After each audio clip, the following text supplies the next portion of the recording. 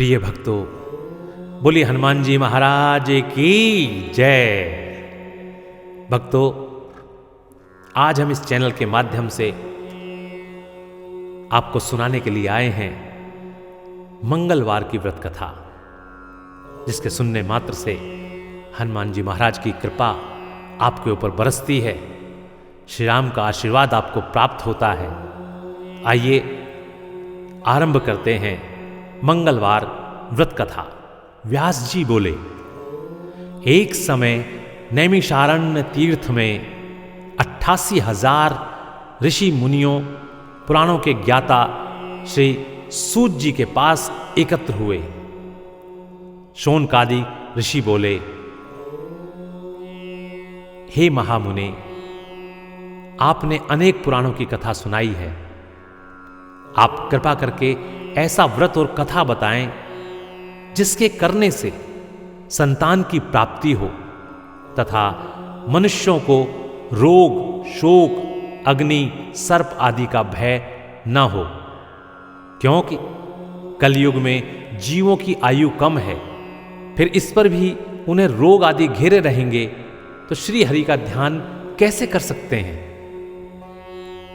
श्री सूत जी बोले, हे मुनियों, तुमने बहुत ही सुंदर कथा पूछी है। श्री भगवान कृष्ण और युधिष्ठिर का संवाद तुम्हारे सामने कहता हूं, ध्यानपूर्वक सुनो। एक समय पांडवों की सभा में श्री कृष्ण जी बैठे हुए थे। युधिष्ठिर ने भगवान श्री कृष्ण से प्रश्न किया, हे भगवान,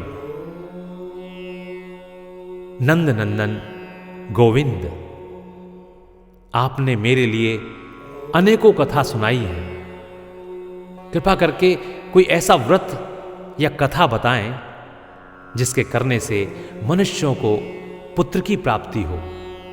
हे प्रभु, बिना पुत्र जीवन व्यर्थ है और बिना पुत्र नरकगामी होता है तथा पिता ऋण से छुटकारा नहीं मिल पाता और न ही पुन्ना नामक नरक से उद्धार हो सकता है। अतः पुत्रदायक व्रत बताएं। श्री कृष्ण भगवान बोले, हे राजन, मैं एक प्राचीन इतिहास सुनाता हूं, ध्यान देकर सुनो। कुंडनपुर नामक एक नगर था, जिसमें नंदा नामक एक ब्राह्मण रहता था। भगवान की कृपा से सब कुछ था, फिर भी वह दुखी था। उसका एकमात्र कारण यह था कि ब्राह्मण के यहां कोई संतान नहीं थी। ब्राह्मण की पत्नी सुनंदा पतिव्रता थी, भक्ति पूर्वक हनुमान जी की आराधना करती थी। मंगलवार के दिन व्रत के अंत में भोजन बनाकर हनुमान जी का भोग लगाने के बाद स्वयं भोजन करती थी। एक दिन मंगलवार के दिन ब्राह्मणी कार्य की अधिकता से हनुमान जी का भोग न लगा सकी तो ब्राह्मणी को बहुत दुख हुआ। उसने कुछ भी नहीं खाया ना पिया और अपने मन में प्रण करके सो गई कि अब तो अगले मंगलवार को ही महावीर जी का भोग लगाकर अन्न जल ग्रहण करूंगी। ब्राह्मणी रोजाना भोजन बनाती थी, परंतु स्वयं भोजन नहीं करती और मन ही मन से श्री हनुमान जी महाराज की आराधना करती रहती थी। इसी प्रकार 6 दिन व्यतीत हो गए।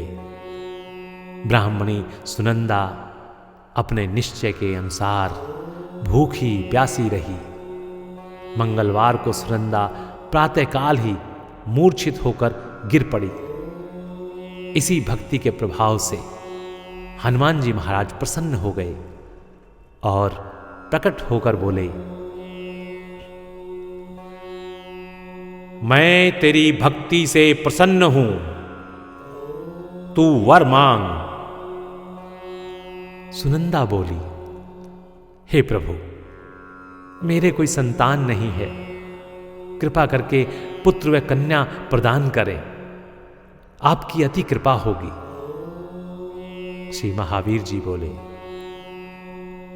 तेरी इच्छा पूर्ण होगी, तेरे एक कन्या पैदा होगी और उसके अष्टांग रोज सोना दिया करेंगे। इस प्रकार से कहकर श्री महावीर जी अंतर्ध्यान हो गए। ब्राह्मणी बहुत ही प्रसन्न हुई। सभी समाचार अपने पति से कहे। ब्राह्मण देव कन्या का वरदान सुनकर कुछ दुखी हुए, परंतु सोने की बात सुनी तो बहुत प्रसन्न हुए। विचार किया, कन्या के साथ मेरी निर्धनता भी समाप्त हो जाएगी। श्री महावीर जी की कृपा से वह ब्राह्मणी गर्भवती हुई और 10वें महीने में जाकर उसे कन्या रूपी रत्न प्राप्त हुआ। वह बालिका अपने पिता के घर में जिस प्रकार शुक्ल पक्ष का चंद्रमा बढ़ता है, ठीक इसी प्रकार वह अपने पिता के घर में नित्य बढ़ने लगी। 10वें दिन ब्राह्मण ने इस बालिका का नामकरण संस्कार कराया तो उसके कुल पुरोहित ने इस बालिका का नाम रत्नबाला रखा, क्योंकि वह कन्या सोना दिया करती थी। इस कन्या ने पूर्व जन्म में बड़े ही विधि विधान पूर्वक मंगलदेव का व्रत किया था। रत्नबाला का अष्टांग बहुत सा सोना देता था। इस सोने से वह ब्राह्मण बहुत ही धनवान हो गया, जिससे उस नंदा ब्राह्मण को बहुत ही मद तथा अभिमान हो गया। सुनंदा ने देखा कि उसकी पुत्री विवाह के योग्य हो गई तो वह अपने पति ब्राह्मण देवता को अत्यंत प्रसन्न देखकर बोली, हमारी पुत्री रत्नबाला विवाह के योग्य हो गई है स्वामी, अतः आप कोई सुंदर तथा योग्य वर देखकर उसका विवाह कर दें, क्योंकि शास्त्रों की यही आज्ञा है। 8 वर्ष में गौरी, 9 वर्ष में रोहिणी, 10 वर्ष तक कन्या, उसके बाद रजस्वला संज्ञा हो जाती है।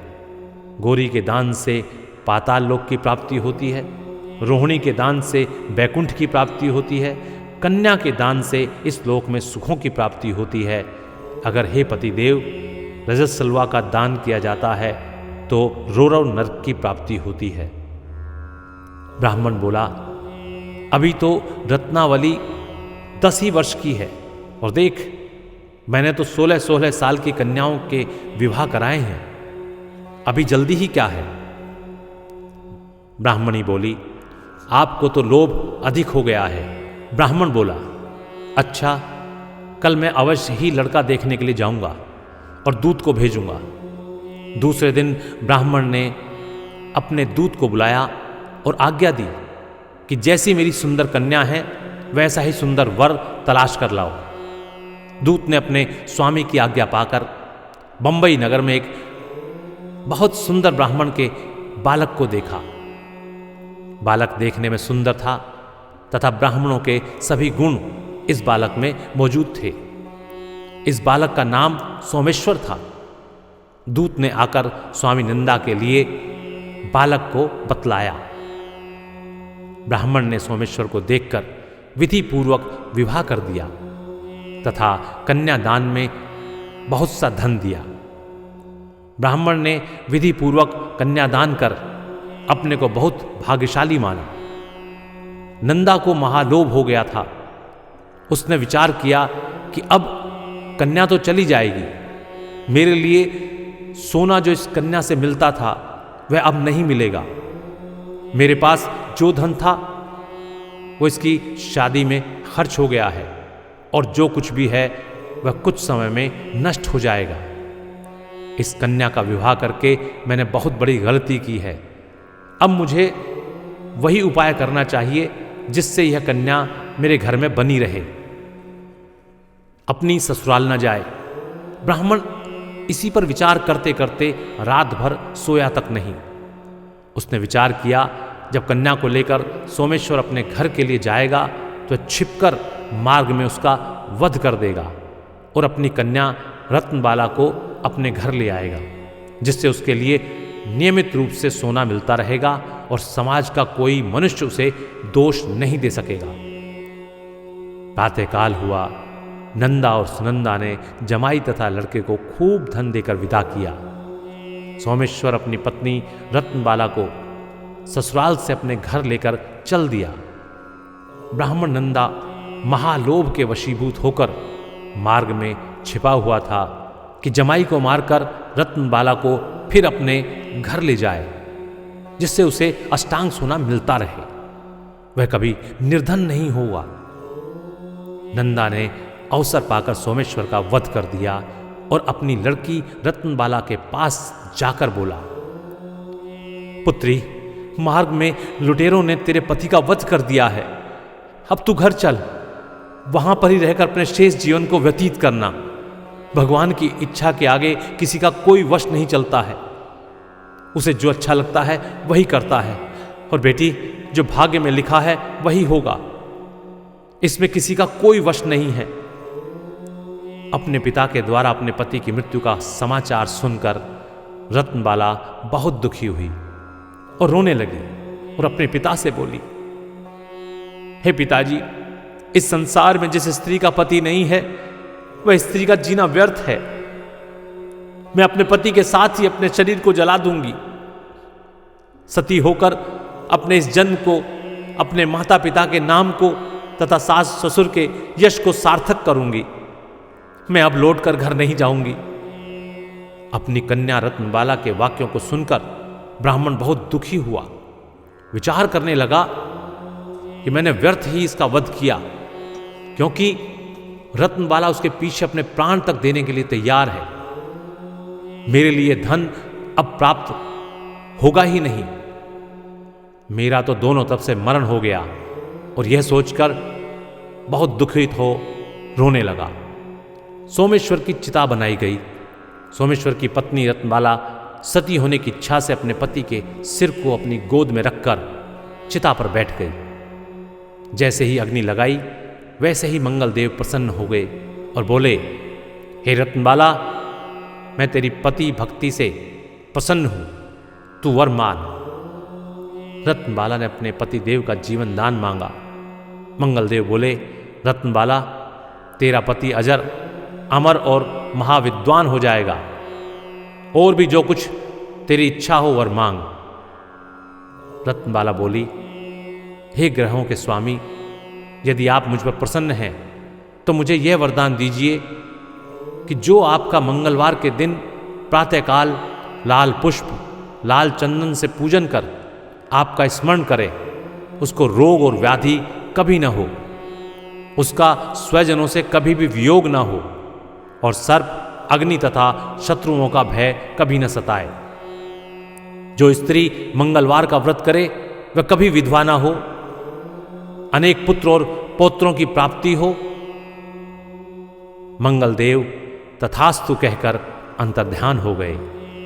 सोमेश्वर मंगलदेव की कृपा से जीवित हो गया। रत्नबाला अपने पति को प्राप्त कर बहुत ही प्रसन्न हुई और मंगलवार का व्रत प्रत्येक मंगलवार को कर व्रतराज और मंगलदेव की कृपा से इस लोक में अनेक प्रकार के सुख भोग कर अंत में पति के साथ स्वर्ग लोक को गई। बोलिए हनुमान जी महाराज की जय, बोलिए मंगलदेव की जय। और इस प्रकार ये मंगलवार की व्रत कथा समाप्त होती है। नमस्कार।